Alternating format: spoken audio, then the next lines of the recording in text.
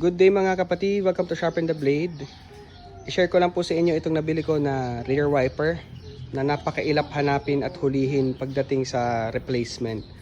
Nanggaling na kasi ako sa Ace Hardware at tiningnan nila sa booklet ng Bosch, no? Bosch kasi yung una kong tinanong.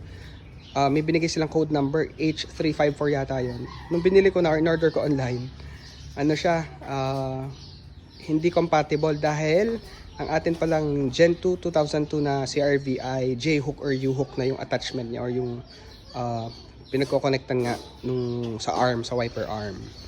May nakita rin ako NWB sa Bosch, meron yan. Sa Ace pala. Ang problema 300 plus. No, 300 plus. Tapos pag tumitingin ka, laging out of stock. So nagtingin ako sa Shopee and one of my favorite brands, itong Aisin, ginagamit ko for engine oil. Synthetic ang gamit, fully synthetic ang gamit natin. And tingnan nyo naman, perfect match, perfect fit. Traditional classic na wiper lang to. Kinabit natin just now at ito yan. 12 inches ang ating Gen 2 CRV, yung rear wiper.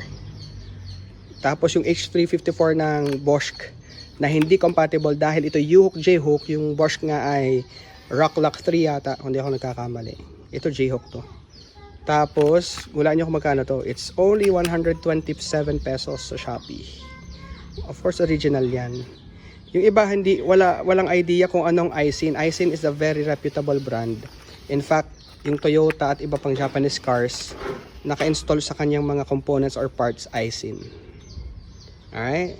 So, yan. Gumagawa na rin sila ng gantong mga aftermarkets na nabibili sa ating suking auto shop or online stores. So yan, 12 yan, 12, size 12, isang ruler.